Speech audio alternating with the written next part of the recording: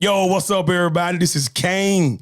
Hey, thank y'all for tuning in to another episode of KaneSaid. Y'all know my slogan, man. The fame is free, but the grind costs. Man, I got a special guest. Look, I got my dog in the house, baby. Man, how you doing, man? Man, I'm doing good. Man, tell the people who you are, man. Man, I'm Jerome Cofield from right here in LaGrange, Georgia. LaGrange, Georgia, LaGrange, man. man. Hey, listen, Cofield, we go back. Yes, sir. So, you know what I mean? I don't think people understand, man, that we go back. Well, how long you think, man? 20 years? It gotta be 20 years, man. Yeah. And I know, listen, we gotta get into stories of us being in church together, man. Cause look, man, it's something I gotta bring up, man. I promise you, every so often it comes back to mind, I laugh about it. We're gonna talk about it though, man. We'll talk Not about right it, now, man. right now. But Cofield, man, man, you are doing some wonderful things in the community. Wonderful things in the community, man. And I, you know what I'm saying, salute what you're doing, man. And I thought it was important to have you on this show just to bless the people, man. Just to bless the people, man. So if you don't mind, man, just start telling people, you know what I'm saying, who you are, man, and how you came to the spot where you at now. Wow, man, it's been a journey for me, sir. Okay. My name again is Jerome Cofield. Born and raised right there in Welch, Alabama. Okay. Little small town, big city of lights, Welch. But it's been a journey, like I said. Okay. I never thought I would be in this place where I am now. Okay. Because I was told, you know, Wow. you won't make it. You'll never do anything. Yeah. So, and I began to believe that. But there are times you have to change your mindset and your thoughts. So here I am. Here you are. Yeah. Here you are. Yeah. So where did that foundation come from, man? I mean, cause again, I know where it came from, but man, where did it come from though, man? Man, it came from number one. I was born and raised in the church. And you hear people say, you know, I was born and raised in the church. Literally. Yeah. My mom went in labor in church. Time out, man. You better hush your mouth. Say what now? My mom went in labor July 31st, 1966. In church. In church. She went in labor. Like to have me in church.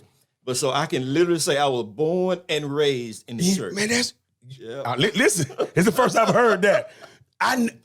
In church. In church. Wowzers. Kane Missionary Baptist Church in Welch, Alabama is where that happened. Yeah.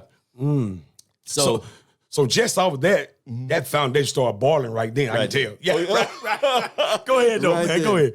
And, you know, I grew up at age 19, just skipping forward a little bit. Okay. At age 19, graduated from high school. Okay. And started living, as the Bible said, like a righteous lifestyle. But at age 19, I suffered a stroke. Okay. And that stroke left me paralyzed in the left side of my body. Wow. I couldn't walk, couldn't talk, couldn't feed myself, couldn't do anything like that. And I went through therapy. Okay. And because I was born and raised in the church, this is what I told the Lord. I said, now, Lord, if you raise me up again, I go back to church. Right. Thinking I could trick God. And with him being, you know, an infinite God, all-knowing God, he knew that I was trying to trick him or was lying, but he raised me up. And 2 years later, I had stroke number 2. And then in 1991, I came down what's called Guillain-Barré transverse myelitis. Whoa. I was paralyzed in both of my legs from my waist down. My left arm was paralyzed. My right arm was partially paralyzed. My vocal cords was paralyzed. And it was at that moment in 1991 that I told the Lord, I said, Lord, I lied the last 2 times. But if you do it this time, I serve you wholeheartedly. And God, in his infinite power, raised me back up. Man, you better stop. You better stop, man. Man. From my dying bed to a wheelchair, from a wheelchair to a walker, from a walker to a walking stick to walking now on my own. And God did it. That's but crazy. The thing about it is crazy. And then people told me, hey, you'll never be anything. Nobody would touch me, Kane. Nobody would hire me. And we'll talk about that a little later on. Yeah. But for 30 years, nobody would give me a job. Are you serious? 30 years. I stayed at home. So, okay. So freeze right there. Okay. So during that time, you know what I'm saying, what was your mindset during that time? Because you got to think now, you up moving, but people still telling you no. Yeah. What was that mindset during that time? Man, that's a great question. My mindset was broken. It was shattered. And I don't mind saying this. Yeah. I didn't feel like a man because during that time I got married. I got married in 1989. Okay.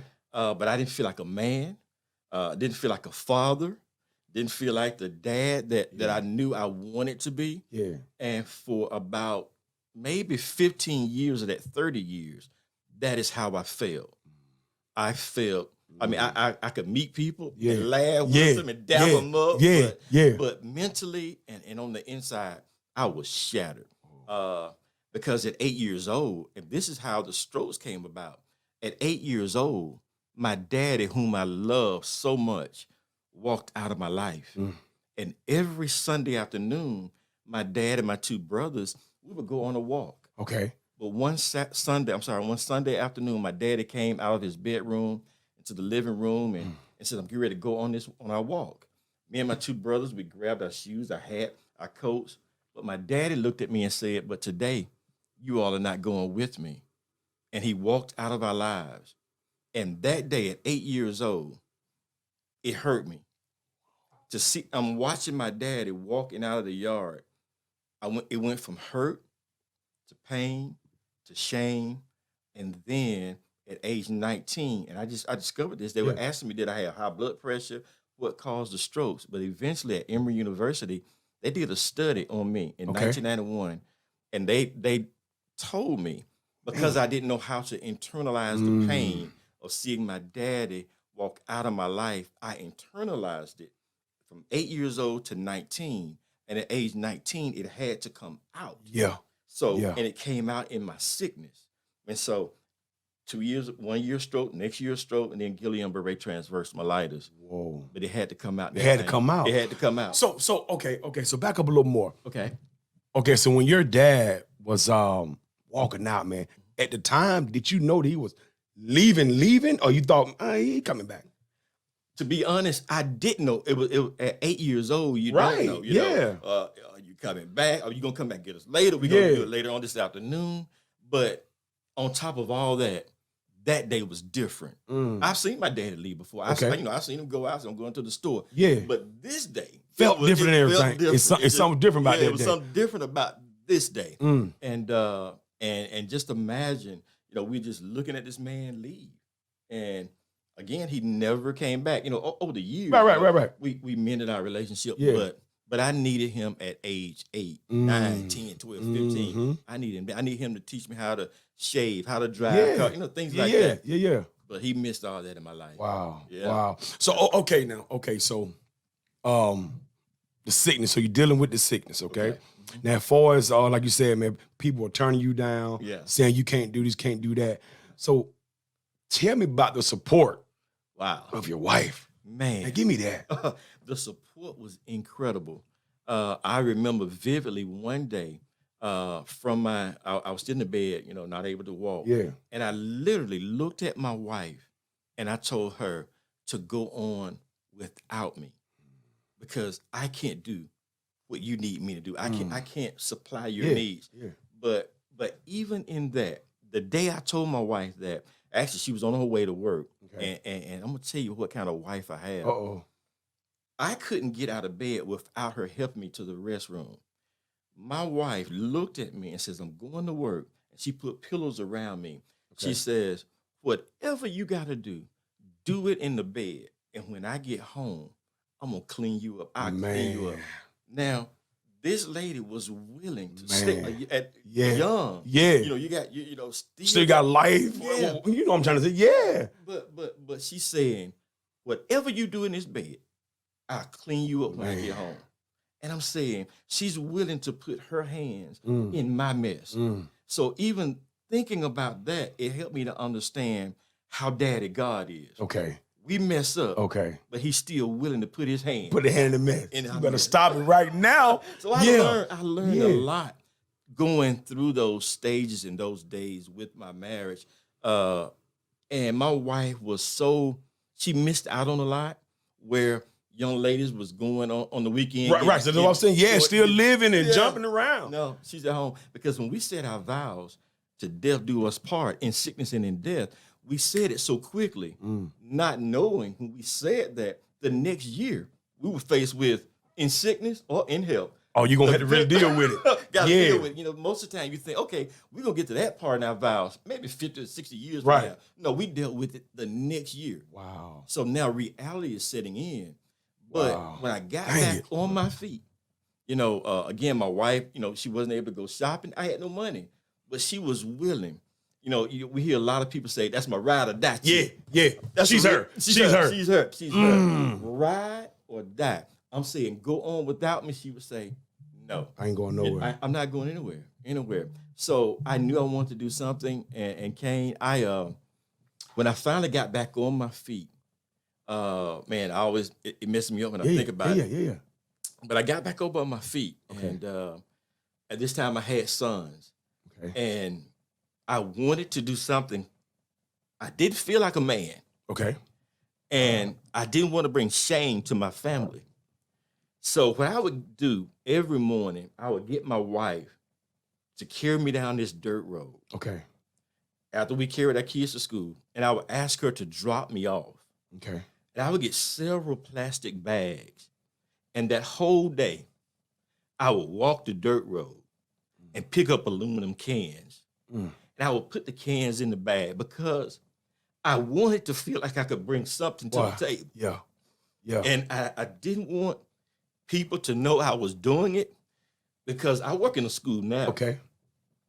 But kids, and they can be very cruel. Man, you already know. And I didn't want them to do things to my sons. Right. So I would be on this dirt road, walking and picking up cans. And I would hear a car coming down the street or down this dirt road. And I would jump behind trees. Wow. Because I didn't know who it was. And I wasn't in the best of health then. But again, I didn't want somebody to say, I saw Jerome Cofield picking up cans. And then their children here, they go back to school talking about it to my kids. So I would hide behind the trees. But that was one tree I hid behind one day, Kane.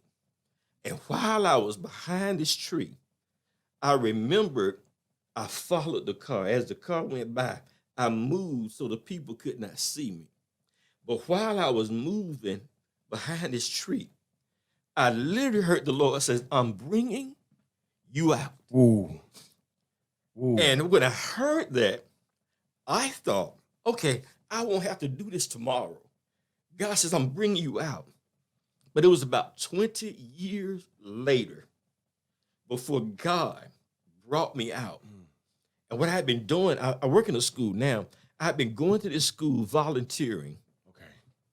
20 years later, and I turned 50 years old, and I told everybody in the school that I was going home because I told myself, God, there's nothing else I can do. I'm 50. Right. Nobody will hire me. I'm volunteering in the school. So it got out in the school that I was leaving, and I wasn't coming back. And I always say, God will meet you right where you are. Yes, sir. The students at the school had given me a plaque. They put my name on. I got to hang up in my prayer room at home. They put my name on it and well wishes.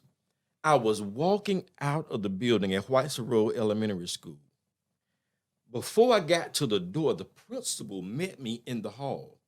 And she says, Mr. Cofield, I hear that you're leaving. And I said, yes, I'm leaving. I'm going home. She says, what can I do to keep you in my school?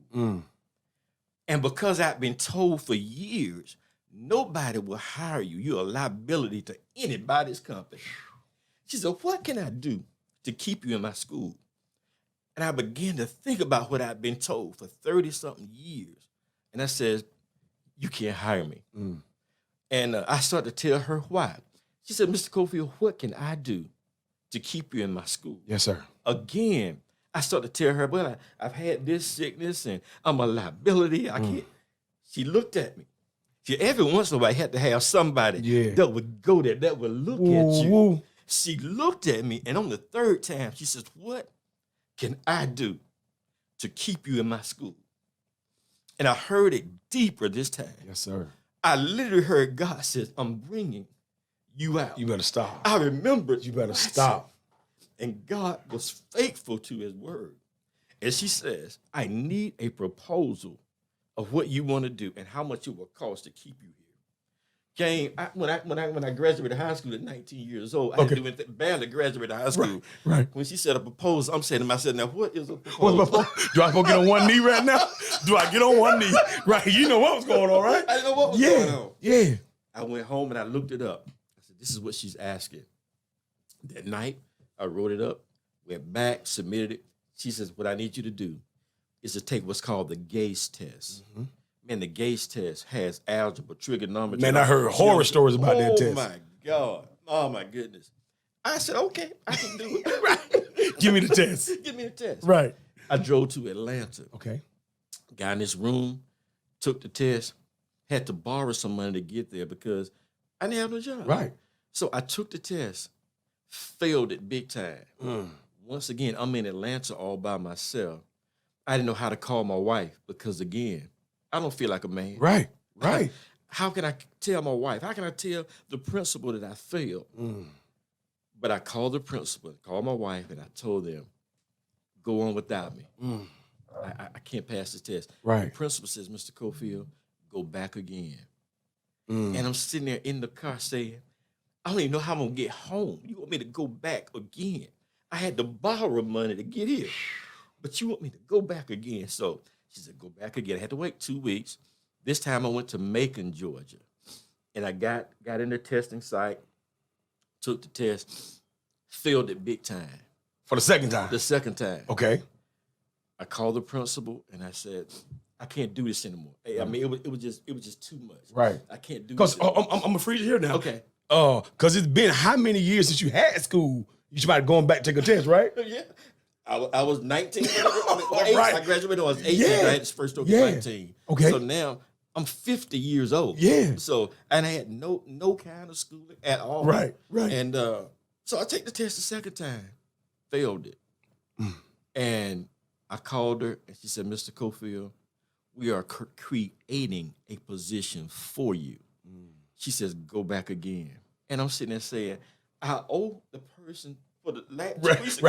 For the last trip. For the last trip. Yeah. I had to borrow money to get here, and you want me to go back again? But I did something different before I went back the third time. Okay. I asked for help. And I found somebody that knew how to do trigonometry, geometry, and all those things. And that person worked with me. And I posted just yesterday, now that I think about it, I posted yesterday on my Facebook page. I said this, it's okay to ask for help. Okay. Because it doesn't necessarily mean that you're weak. Sometimes it means that you want to stay strong. Yes, sir. I like that. So I asked for help. And in asking for help, I got stronger. Now, but when now here's the deal though. When I got to this testing site the third time, when you go into the testing site, you can't carry cell phones in, you can't carry calculators in, you can't do anything. But when I got there, I sit down, I looked over to my left, and there was a lady with a calculator. She done slipped one in.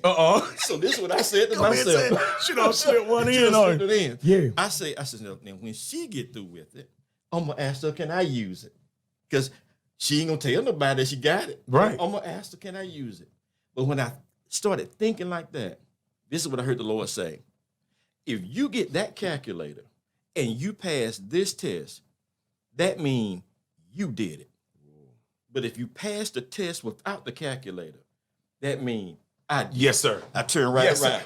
I don't need that thing. You say, I don't need that. I don't need it. Wow. On the third time I passed the test, and again at 50 years old, it started a journey because during that time at home, 30 years and 10 years and 15 years, I literally took the word of God at face value. I started writing a vision. And I literally said to God, I says, God, if you give me the opportunity to work this vision, I will work it wholeheartedly. And for years, and even to this day, in my prayer room at home, I still have vision of things that I wrote on the wall. And every day, even to this day, I look at my vision. I heard Arnold Schwarzenegger, he was asked a question once. They asked him, how did you come from another country to the United States of America, become the governor of California, and become this man that has made millions of dollars? Arnold Schwarzenegger, in his native language voice, he looked at that person and says, I painted a picture on the canvas of my mind. Okay. And then I moved into it. And when I heard him say that, I started writing vision on the wall. And I would look at it every day. And to this day, I move into my vision. If God says it's going to be like this, I'll move into it. Mike Tyson, when he did the fight with Evander Holyfield. Okay. If you know Mike Tyson, he's I don't know about now, but he loved tigers. Yes. He loved him. He loved him. Yes. The day he fought Evander Holyfield, it is said that he put everybody out of his warm-up room before the fight, and they brought one of his tigers in. Okay. And it says that Mike Tyson sat there for hours and looked into the eyes of that tiger. Man, I heard that. Yeah. I don't know how true it is, but man, I heard the same thing. He looked, and it is believed that the nature of that tiger got on him. So when he got in the ring, he did what a tiger do. Come here, ear. Bit the man's ear. Bit the man's ear. Right. So when I heard that, I said, now, if a man can look in the eyes of a tiger and the nature of the tiger get on him, what more if I look into the eyes of God? His nature can get on me. Oh my gosh. So that's what I do. Oh my gosh. I look at the things that he said that I can do every day. I don't miss a day, Kane, going into my prayer room and looking at what he said. And I'm believing what he said. Man, I don't know if you remember when I went to New York, and I don't know how much time we have. I started the program first, Empowerment 3D. I started out Empowerment Wednesday. Okay. It started out Empowerment Wednesday at Whitesboro Elementary. And what I was doing, I was just working with young men one day a week. And how that came about, because when my dad left me, and over the years, I discovered that I wanted to be that father for many that their dads are not in their lives and things like that. Right. So what I started to do, I asked the Lord, how can I do that? And he said, this is what I want you to do. Okay. He says, I want you to ask 12 young men. He said, we're going to work the principle of the disciples. 12, ask 12 students one day a week to wear a necktie with you on Wednesday. Okay. So I said, okay, I can do that. So I asked 12 students. It wasn't hard. Every one of them said, yes, sir, Mr. Cofield. We'll do it, Mr. Cofield. So I had enough ties at home to bring them a necktie. So I brought these 5th grade students a necktie. The following week, it was 12. The next week, these 12 had gone back and told their friends, you all need to be a part. The second week, we had 45. The third week, there was 125 students in that school that wanted to become a part of the Empowerment Wednesday program. Man, no. Started out with 12. Started with 12. 145 in 3 weeks. And then we went from 5th grade, 3rd, 4th, and 5th graders. But the students got shorter, and the neckties was too long. They got long. Yeah. Right. And they were tripping over the ties. So that's how we ended up going to the bow ties. But then I saw that. Yeah. From neckties to bow ties. So that's how we ended up wearing the bow ties. But I thought it was going to be in that one school. Okay. And God have opened this program up across the country. Cofield, you better hush. And I talk to principals and counselors on a daily basis. What? How do we do this? What are you doing? How can we, So what I had to do on Wednesdays, when you see our program here in LaGrange working, man, there are other schools across the country doing the same thing. They're doing the really. So, but it's coming from your vision, from my vision, from the vision that God gave me. Right. And let me tell you, and like I said, I was at school one day, and I'm sitting in the cafeteria, and the Lord says, "You're going to New York, and you gonna carry 7 of those students to New York." And when I heard that, it shook me.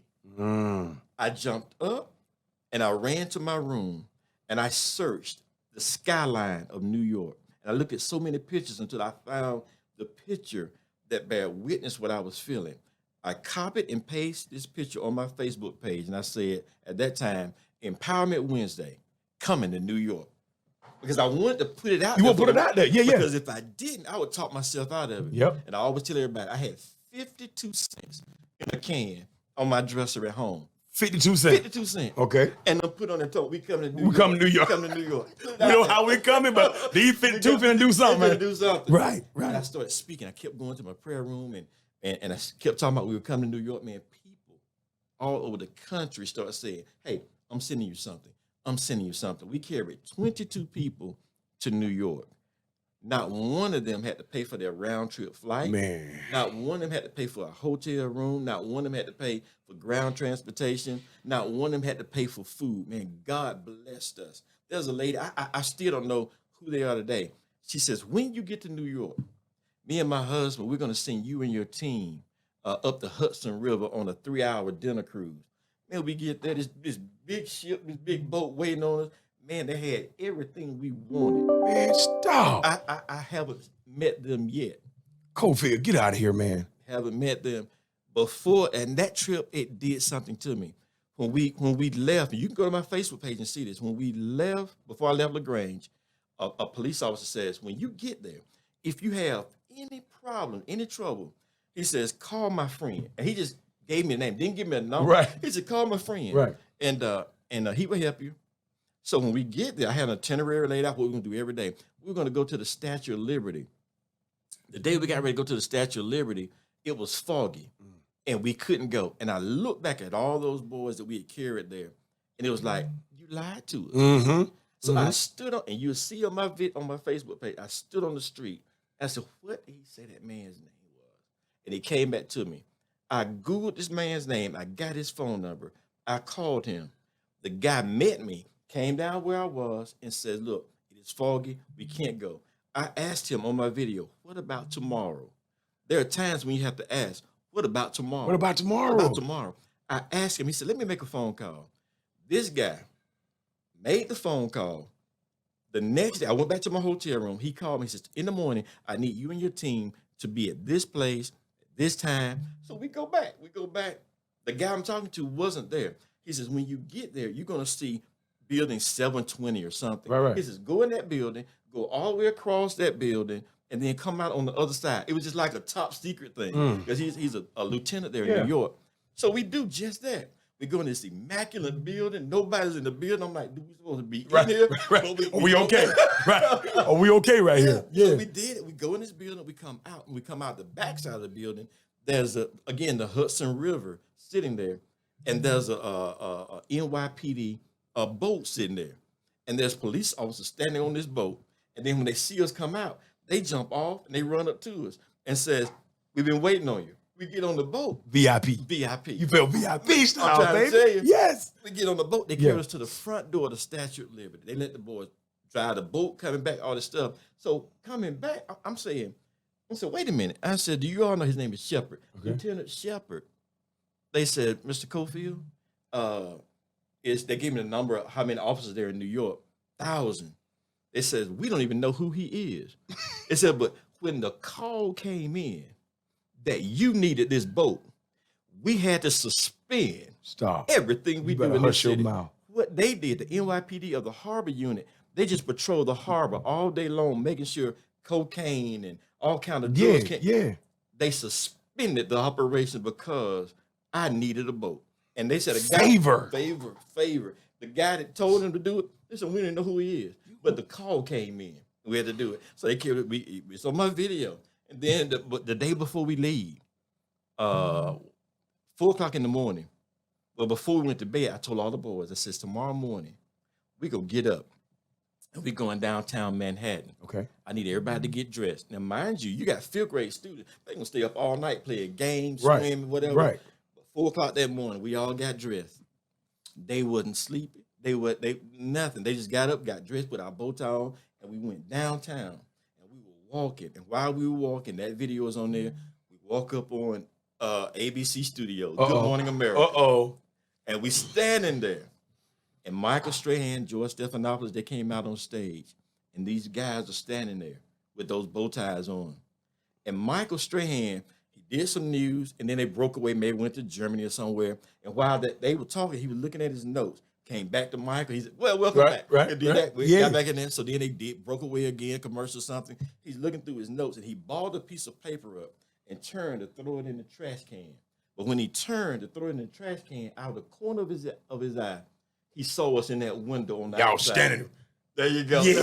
Yeah. So he turns around. He goes like, okay. Like this. Okay. So then a guy came out and says, how many is it? So we told him, I looked at everybody, I said, we finna go on stage. Yeah, we finna go. We finna go, but they didn't have enough time to get us inside. But Michael Strahan came outside and talked to us. But here's the main thing. He asked, how long do I have? And they said, Michael, you got 2 minutes. 2 minutes. This is what I walked away with. You can't get up and you can't go somewhere and get ready. You have to leave ready. When I came over here today, I came ready. Came ready. I didn't know who I was going to talk to. Right. I came ready. Right. You are ready for what you're doing. So I couldn't say, okay, you got 2 minutes. Okay, everybody, let's run back to our hotel. Right. Let's get ready. Right. Because that 2 minutes of window would have been gone. Gone. But then Michael said, you know you're on TV. I said, I do know. He says 2.5 million people are watching you right now. I like to fill out. Oh, but knee got a little. Yeah. But 2.5 million people saw that. And from that day, it opened up doors. It opened doors. And God began to change our vision. We are now Empowerment 3D Inc. Okay. And 3D Inc. is just what it is. 3D. We mentor in 3 dimensions. We mentor students. Okay. We started out, we mentor sons, and now we mentor dads. Because there is no need of us getting these sons built up and then say, hey, Dad, we're going to put them back in your hand. And then the dad is not ready for it. Oh, my gosh. Yes. So now what we do, we are bridging that gap. Oh, my gosh. When my dad had walked out, and they always ask me, everybody always asks me, how do you talk to these young men? Like, you never raise your voice, you just talk to them. But guess what? I tell them, when a student come into my room, and he might be going through something, I talk to myself. When they come in that room, I'm looking at this 5th grade student, this 4th grade student. I'm saying, I know what he need to hear. Because when I was his age, I just wanted somebody to tell me that. So I literally talk to myself, and they change just like that. They change. So now, when my dad had walked out, I'm telling these dads, you don't have to leave. I don't know what happened between my dad and my mom. Right. But whatever it is, you don't have to leave. You gotta leave. So we're bridging the gap in 3D dimension. And it is working, man. It is working. Okay, man, go with that. brother. That's some movie type stuff, man. So with the 3D, okay, how has the dad been responding to you? You know, because again, man, men can be men. Okay, Some men be like, what you mean? You know what I mean? But how had y'all relationship been with different dads, man? The relationship, number one, as a man, if you can ever get a man to trust you, man, right there. If you can get beyond that, man, you got him every time. So it took some time to get there. Okay. But they know they can trust me. But the thing about it, they're literally trusting God. And here's the deal. And I come back to that. I love the Lord with all my heart, but I never say, God this, God that, God, God, I don't do that. But what I do the attributes of God. Okay, talk to me. I show love. So now they're saying, this is different. I give, I touch them and let them know, how awesome they are. Yeah. That's what God does. Yeah. So then when they come to me, and if they ever ask me a question about God, so now you brought the subject up. So now I can tell you who God is. But what we do in our organization, we simply make sure we do the attributes. Every time we get a chance, just tell somebody, man, I love you, brother. I love you, son. I love you, sir. We're just doing the attributes. Wow. And then and for men, that's something different. They don't know how to get with that. So that's what we do, and it works for us. And I posted this some time ago, and I like to put all my stuff on Facebook. Not that I get this recognition. Right. I don't do that. I put it on there because sometimes people can see the transformation happening. Yeah. And it's been about, just before COVID hit, I did a breakfast. I do a breakfast at IHOP once a month at IHOP, and I called it the Empowerment Regional Breakfast. Okay. Because people were saying, well, can you come here? Can you come here? So what I started doing, I just invite the region to come. Man, I invite people come from Columbus, Atlanta, Roanoke, all over, just coming for this breakfast. Just for the breakfast. For the breakfast. And then and I get up and we empower the room, we talk about it. So then one day I said, I'm gonna do daddies and have the dads to bring their sons. I'm sitting there. This guy, I invited this guy to come. I didn't know him, but I knew of him from the streets. So I invited him to come. And he said, I'll be there. I'm coming. So I'm standing up talking just like we're talking now. Right. And I see this guy. He never moved. He looking at me. And you know how you can be preaching and teaching and you have that conversation going on. I'm saying, is something wrong with him? Is there something going on right now? Right. He just sitting there. He done lean in. He looking at me. Every move I made, he's looking at me. So the breakfast ended. Okay. I got all these guys in this room. And the breakfast ended. I leave. My wife and I was on our way to Columbus. Okay. And I said, baby, that was a guy at the breakfast this morning. I said, something was wrong with him. Right. While I'm telling her this, my cell phone rang, and I look at it. I said, this him right here. So I said, hello? Hold on. You listening? Like, what's going on? I'm telling you. 185. Right. But I asked, I said, hello? He said, is this Mr. Cofield? I said, yes, it is. He said, Mr. Cofield, and told me his name. He says, you don't know what you're doing in that room. And I'm saying to myself, I've been doing this for 5 years. So I had to get myself. I said, what do you mean, sir? Right. What do you mean? Put a little bass in the ball. What do you mean right now? Shaking at the same time. Yeah. You don't know what's up. He said, you don't know what you're doing. I said, what do you mean? Tell me. He said, Mr. Cofield. I sit in that room. I sit at that breakfast this morning. He says, in that room, and it was packed out, man. He said, in that room, there were gangbangers. He says, I'm one myself. He said, there was Bloods and Crips in the room. He said, there were dope boys in the room. There was a young man in the room that had an ankle bracelet on, a monitor on, had just got out of jail, still being monitored. He said, there was police officers in the room. He said, you a preacher? I said, I am. He said, there was preachers in the room. And he just called the road. He said, but not one of us, but not one of us was in that room this morning saying, F the police.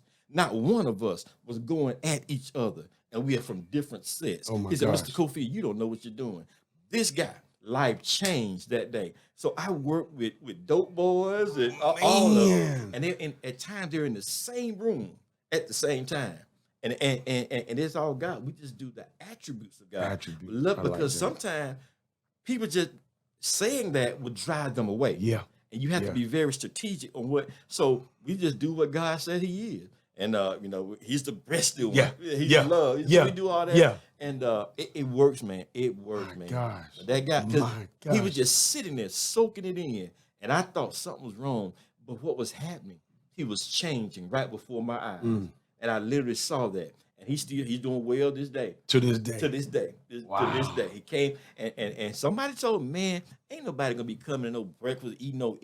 One man had the audacity. He didn't tell me. They got back to me. He said, there's not enough cheese, eggs, and grits in LaGrange to feed people talking they're going to come to a breakfast and change. Well, look at it now. Hey, but listen, man, when God, listen, man, brother, I'm a firm believer. Man, when God said, man, when he say, ain't nothing can stop it, man. Nothing can stop it. Wow. So, Cofield, what's next with your 3D, man? Like, talk to me, man. Man, oh my goodness. I do want to go international. Okay. We did a cruise just before COVID hit. We did a cruise, and I did that. Now, okay, you know me, man. I be Facebook stalking on slide. So I saw the cruise, man. But tell me about it. Give me the. Okay. Yeah, man. Give me that. A couple of years ago, I had a couple of guys a man that came in to make suits for me. Okay. And I wanted to give all of our boys that I was working at that time a suit. And a friend of mine, I went on Facebook and I found this guy out of Jackson, Mississippi. And he brought him and made suits for him and brought him to Jackson for me. Brought him to LaGrange from Jackson. What? And we developed a great relationship. As a matter of fact, I'll be in Jackson, Mississippi with him in a couple of weeks on his show. But I wanted to do something special for those guys in their suits. So we end up going on this cruise. But I did it in twofold. I wanted them to go and see things they'd never seen and may never get a chance to do again. Right. But at the same time, I want to see internationally what I could do in another country.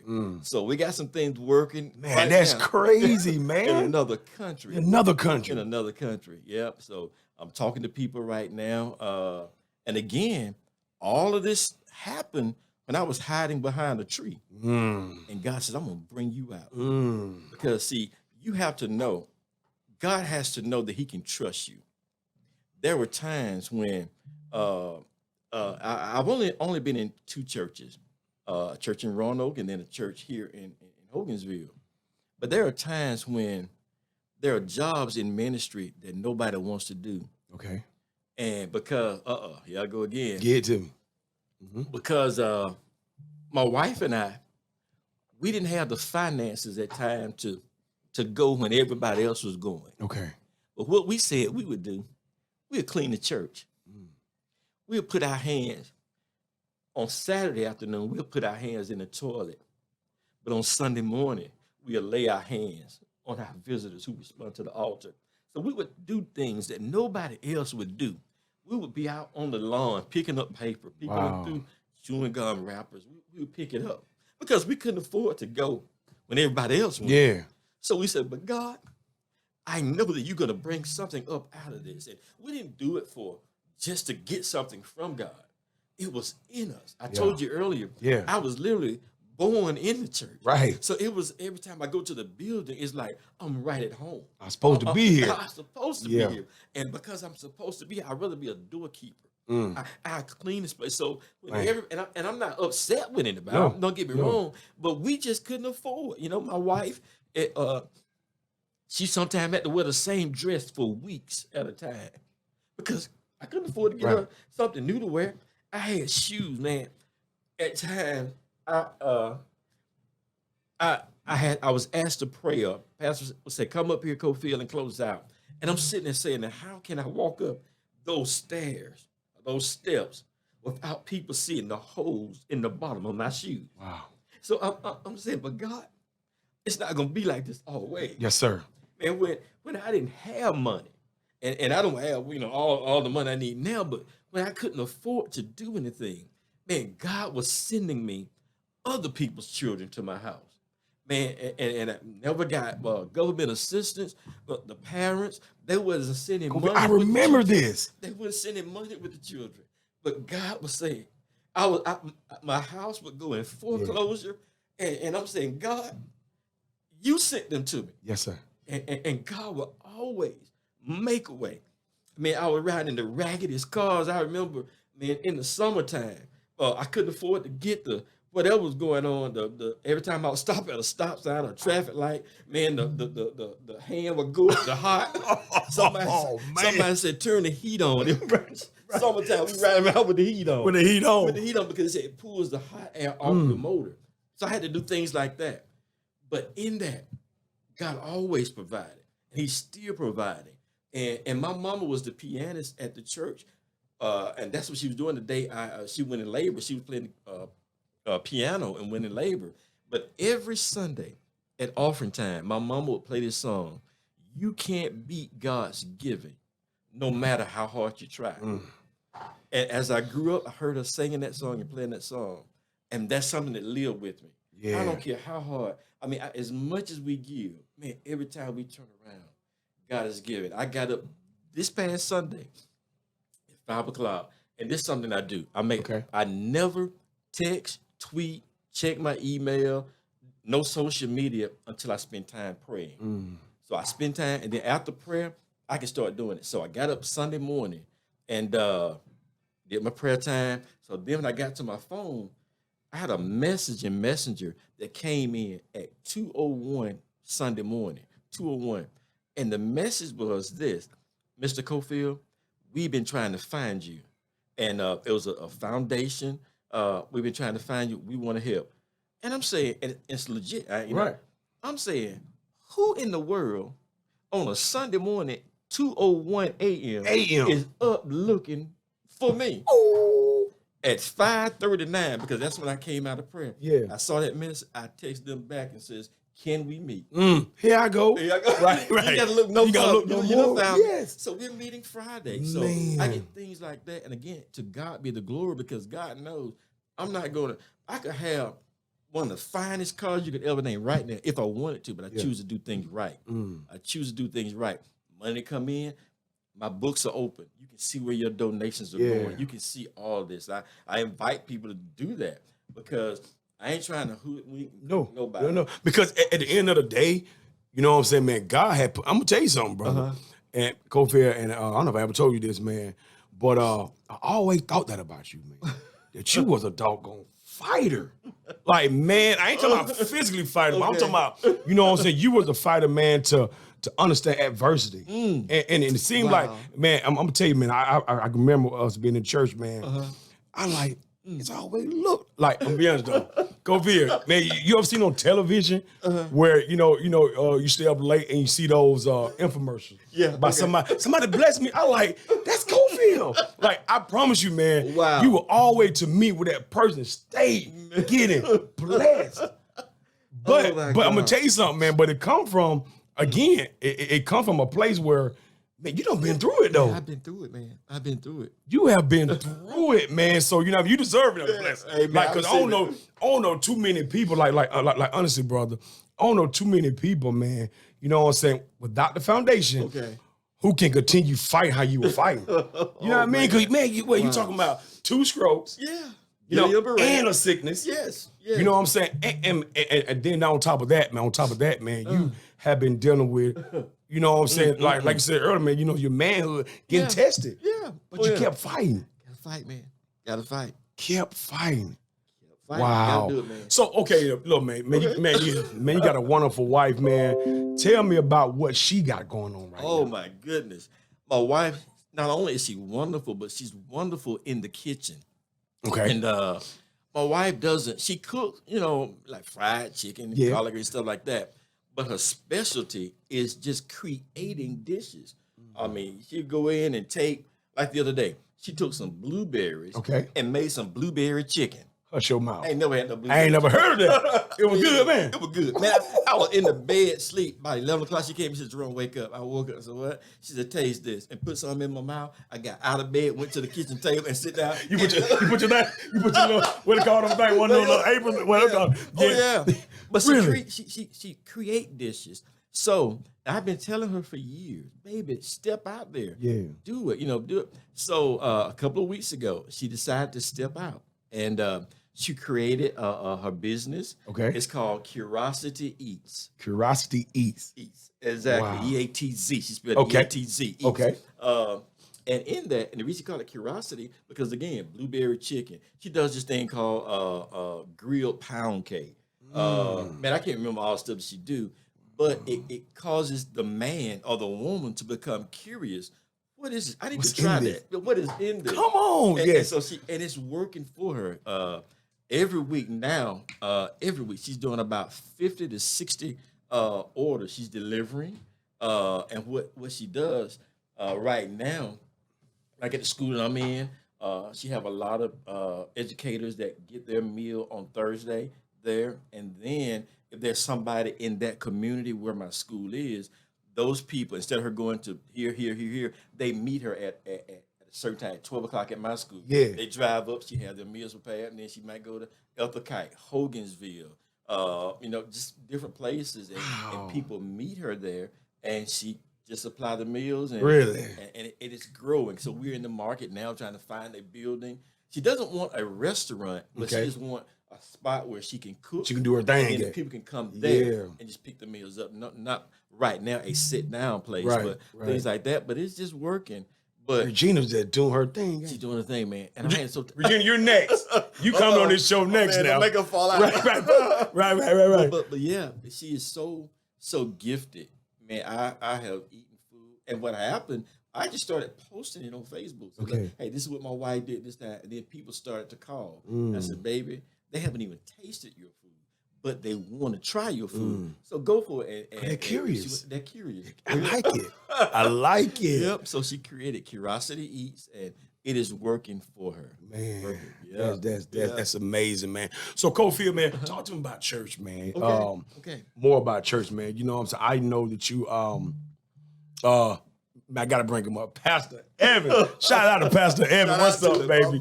Man, talk to me real quick. I'm gonna say something. Let me say something first, though, because I just want to bring this up. Okay. You guys made being saved fun. I'm not, Cofield, man, I'm not gonna lie, man. You know what I'm saying? You guys made being saved fun, because a lot of time people think, being saved, you can't laugh, joke. But man, we joke all the time. All the time. All the time, man. So, Yes. you know what I mean? Tell me about that relationship and how that has helped you in your journey. Oh my goodness. Number one, when I came to Destiny over 22 years ago now, I came feeling like, again, less than a man and internally feeling like this and holding it in. But when I met Pastor Evans, he asked me one question twice. The first question, same question, but he asked it twice. The first time he said, man, how you doing? Yeah. And as a man, I'm doing all right. Right. I'm all right. I'm good. But then he asked me the same question the second time, same way, but it hit deeper. He says, but how you really doing? Ooh. And when he asked me that, oh, man, it broke me. And then I discovered that God had put me in the face of a man that was concerned about how I really felt.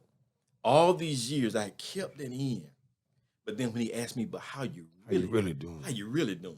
Yeah. And when I found out that I could trust him and he really meant it, he wasn't just trying to be something and then go and then I hear it out and see it all over. Right.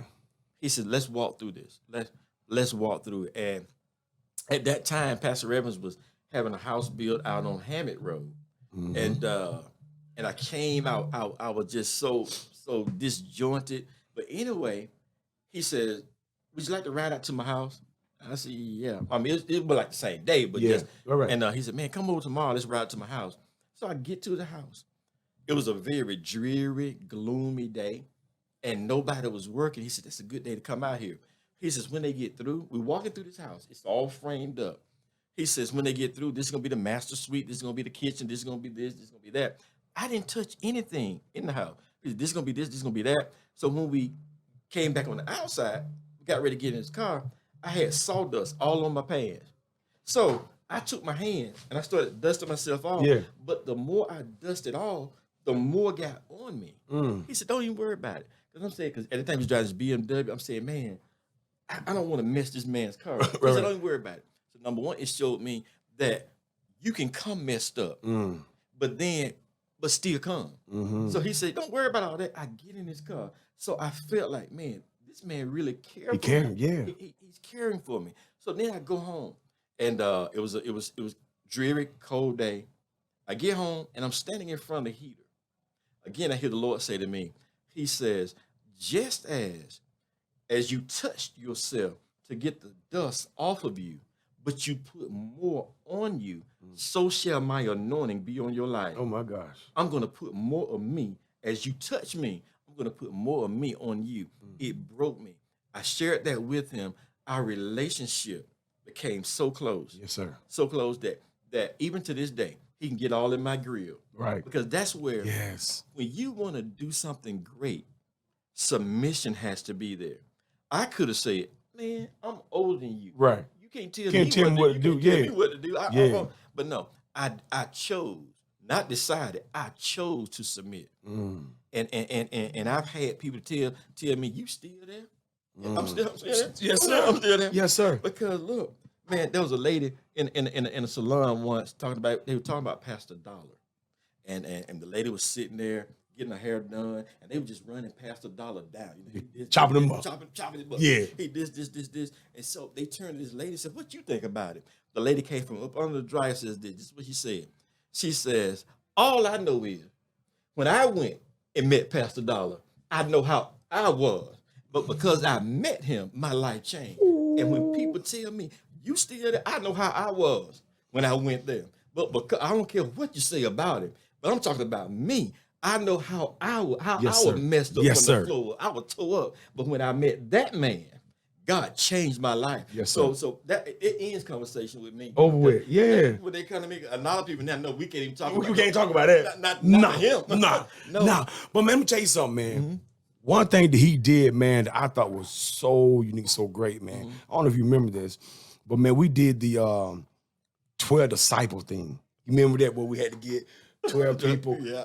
Man, listen, man, that was so good for me, man, because that gave accountability. Come on, man. Exactly. Man, look. I'm tell you something, though. So man, I went to play arena football, and I can remember, man, and I was like, dang, man, 'cause like it was getting so good. Okay. We was getting close. I remember me and you all hanging out and just getting to know each other and building trust. And then you had to build, you know what I'm saying, your support system. Man, I can remember, man, I was playing arena football. Okay. I think his name was Joel. Remember Joel? God, man, he's part of the 12 too, Cofield. Is it Joel? He was short, light-skinned, kind of chubby. And he articulated well when he talked. Okay. Joel, I could be saying his name wrong. I'm trying to say. Yeah. But anyway, brother. And he said the same thing. I remember I haven't seen everybody in probably about a month. I was playing ball. Okay. He called me out of nowhere. What? Out of nowhere. Again, like I said, he part of our 12. Okay. And he said, I know Kane, what you're talking about now. Yeah. I don't know if it's Joe. I might have know said his exactly name what you're talking about now. I can see it. I probably said his name wrong, but you probably know what I'm talking about. Anyway, man, he called me. He said, Kane. I said, man, what's up, man? He said, I'm saying, Joe, this Joe. Okay. I said, what's up, man? He said, how you doing? I said, man, I'm doing good, man. Kane, how you really doing? Joe, I ain't doing good. I ain't doing good at all, man. But I'm saying that structure that Pastor put together allowed me to be like, yo, for real, I'm not doing good. You know what I'm saying? Now, if you were left it alone, I could have rolled with it. But the fact you said how you really doing, come on, man. You know what I'm saying? Wow. So, man, I know exactly what you're talking about, man. And I cannot remember his name, brother. I can see his face had a little thick mustache. Yes. I can't. He was short. He was kind of chopped a little bit bad, but man, but that go to show, you know, what you're talking about, how, you know what I'm saying, once you build that accountability with people and you can show that I'm a guy. There you go. I'm a guy, but man, I'm putting myself before you. That's right. So that was good, man. So, Pastor, shout out to you for building that, baby. Yes, that's some good stuff, man. So Cofield, man, if it's one thing, man, that you want to leave with the people, man, what would it be? Man, that one thing would be love people. Because I was hurting, and you never know who you pass by every day. And my goal is, I know I can't change everybody, but if I can just change one, if I can just love that one, man, you're loving 1,000. You're loving hundreds of people. And use your pain. I'm never ashamed to say where I come from, things I've done. I'm never ashamed to do that. So love people. It's amazing. And I just, again, I enjoy doing what I do, man. And that love come from, you know what I'm saying, love he gave to you, big y'all. End of the day, right? At the end of the day. Golly, man. That's some wonderful stuff, man. Cofield, man, I appreciate you coming through, man. Thank you for having me, man. Let me tell you something, man. I was waiting on this, man. You know what I mean? Because I knew, again, you and I, you know, we got history, man, but I also know what you stand for, man. Wow. And I know that your word, man, is going to touch a lot of people, brother. Because it got me feeling good. You know what I'm saying? It got me feeling good, man. Wow. So, hey, everybody, man, thank y'all for tuning in to another episode of KaneSaid. And y'all know my slogan, man. The fame is free and the grind, it costs, baby. Again, I want to thank my boy Cofield for coming in, man, showing some love, man.